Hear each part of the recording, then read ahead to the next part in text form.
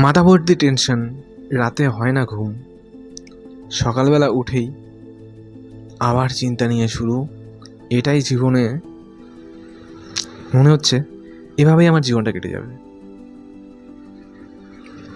মানুষের ভিড়ে গেলে নিজেকে যেন হারিয়ে ফেলছি।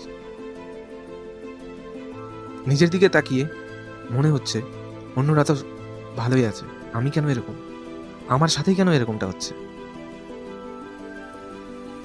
কোনো একটা কিছু করতে পারছি না, কিছু করতে ইচ্ছে করছে না, সারাক্ষণ শুধু ভর্তি টেনশন মাথায়। এরকমটাই হয়, ওভার থিঙ্কিং, অতিরিক্ত চিন্তা। এর আগের ভিডিওতে আমি বলেছিলাম যে এই ওভার থিঙ্কিং আসলে আমাদের তৈরি, এটা কোনো সমস্যা বা প্রবলেম নয়, এটা আমরা নিজেরাই ক্রিয়েট করি আর আমরা নিজেরাই এর মধ্যে ফেসে যাই। তো এই ওভার থিঙ্কিং থেকে বেরোতে হলে আমাদের কি করতে হবে? এই ওভার থিঙ্কিং এমন একটা জিনিস, না তুমি কিছু করতে পারবে, না কাউকে বলতে পারবে, শুধু নিজেই কষ্টে, নিজেই চিন্তা করে নিজের মাথাটাকে ফাঁপা করে দেবে। এটাই হচ্ছে ওভার থিঙ্কিং।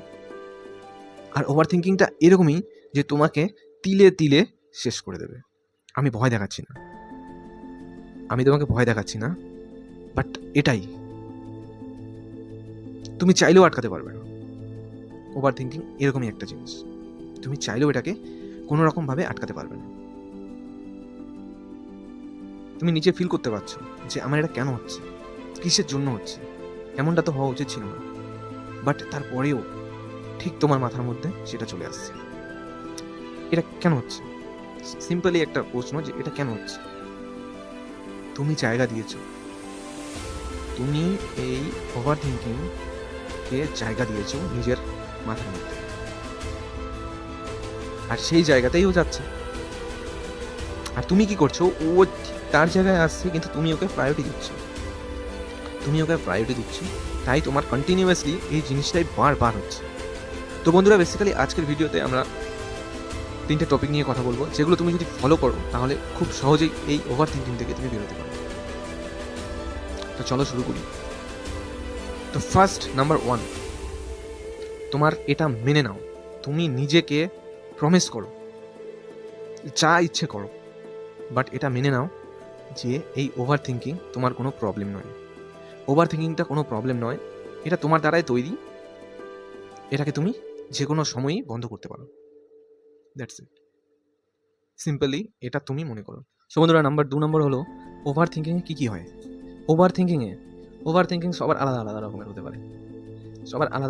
হতে পারে, যেরকম তোমার কয়েকদিন পরে এক্সাম, তার আগেই তুমি খুব চিন্তিত যে এক্সামে আমি পাস করবো কি না, যদি ফেল হলে কি হবে।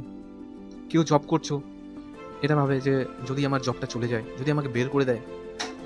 কেউ রিলেশনে আছো, সাপোজ আমি উদাহরণ দিয়ে বলছি, রিলেশনে আছো, তোমার যে গার্লফ্রেন্ড আছে তাকে তুমি ফোন করছো, বিজি পাচ্ছ, তুমি ভেবে নেবে যে না, সে হয়তো অন্য কারোর সাথে কথা বলছে। এটাই হচ্ছে ওভার থিঙ্কিং, তুমি অতিরিক্ত চিন্তা করছো, যেটা হয়নি সেটা তুমি ভেবে বসে আছো। তো যেটা হয়নি সেটা আগে ভেবে কি হবে বস, এটা তোমার মাথায় আসছে যে আমি এসব ভাবছি কেন, বাট তুমি আটকাতে পারছো না। এটাই হচ্ছে ওভার থিঙ্কিং। আর এইসবই হয়, আর এইসব ভাবনাগুলো তোমার যখন মাথায় ঢুকে যাবে তখন তোমার ভয় হবে, আর তোমার ভয় তোমাকে শেষ করবে। নিজেকে ছোট মনে করো, বেসিক্যালি মনে করো জ্বর হয় আমাদের সবার, তোমারও হয় আমারও হয়, তো এটা একটা ন্যাচারাল, সবার এটা হচ্ছে। বাট তুমি যখন সবার মাঝখানে যাবে, তোমার যে প্রবলেমগুলো তুমি ফেস করছো, তোমার মনে হবে আমারই কেন এটা হচ্ছে,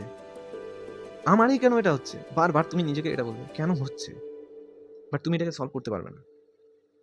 আর এই তোমার আগে থেকে ভাবনাগুলো, এই যে আমার কয়েকদিন পরে পরীক্ষা, আমি ফেল হয়ে যাবো নাকি, তারপর মনে করো কোনো রিলেশনশিপের প্রবলেম থাকতে পারে, তোমার জবের প্রবলেম থাকতে পারে, তুমি কিছু একটা হওয়ার আগেই ইমাজিন করে নিচ্ছ মাথার মধ্যে, তোমার এটার মধ্যে ইমাজিন করে নিচ্ছ, এটা বস, এটা এর কাজ ভাবনা, ভাবনা আসবে মাথাতে, ভাবনা ঢুকবেই, সেটাকে তুমি কিভাবে নেবে সেটার উপর ডিপেন্ড করে।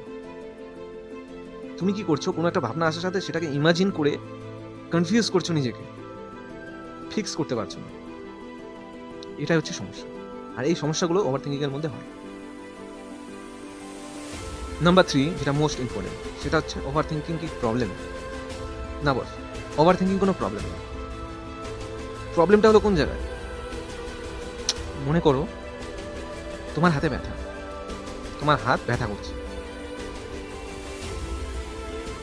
ব্যথা কেন করছে?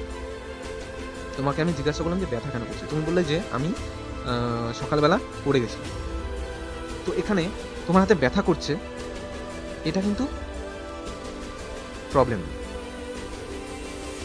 এটা হচ্ছে ইফেক্ট।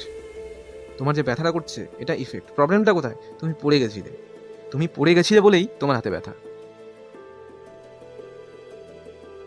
বুঝতে পারছো তো? তোমার ব্যথাটা কিন্তু প্রবলেম মেন কারণ নয়, কারণ হচ্ছে তুমি পড়ে গেছিলে বলে তোমার হাতে ব্যথা। তো সেরকমই ওভার থিঙ্কিংটা কোনো প্রবলেম নয়, তোমার মাথায় যে ভাবনাটা আসছে সেটা হলো মেন প্রবলেম। তুমি সেটাকে কিভাবে নিচ্ছ সেটা হচ্ছে মেন প্রবলেম। সবার আগে আমাদের মাথায় যে চিন্তাগুলো আসে, চিন্তার জায়গা চিন্তা আসবে, সবার লাইফে চিন্তা আসে, সবার লাইফে টেনশন আছে, মানে আসে, সমস্যা শেষ নেই। তো এই প্রবলেমগুলোকে আমাদের ফিক্স করতে হবে। এই প্রবলেমটাকে ফিক্স করো, খুঁজে বের করো যে আমার প্রবলেমটা কোথায়। আমার মাথায় যে চিন্তাটা আসতেছে এটা কি আমি রাখবো না এটাকে আমি ছেড়ে দেবো, বা এটা আমার কতটা ইম্পর্টেন্ট, এটা আমার কতটা ইম্পর্টেন্ট। সেরকম তোমার সামনে পরীক্ষা আছে, তুমি ভেবে নিয়ে বসে আছো যে আমার সামনে পরীক্ষা, আমার তো পড়া হয়নি, আমি যদি ফেল হয়ে যাই বা আমার যদি ভালো রেজাল্ট না ওঠে। বস, তোমার কাছে অপশন আছে, সামনে তোমার পরীক্ষা, পড়াশোনা করো। তোমার অপশন আছে, আজকে যদি তুমি ভালো করে পড়াশোনা করো তুমি অবশ্যই ভালো রেজাল্ট করবে। তো এইটাই হচ্ছে সলিউশন হলো। তো এভাবেই হচ্ছে তোমার প্রত্যেকটা প্রবলেম, প্রত্যেকটা তোমার যে চিন্তাগুলো ঢুকছে এটাকে ফিক্স করতে হবে।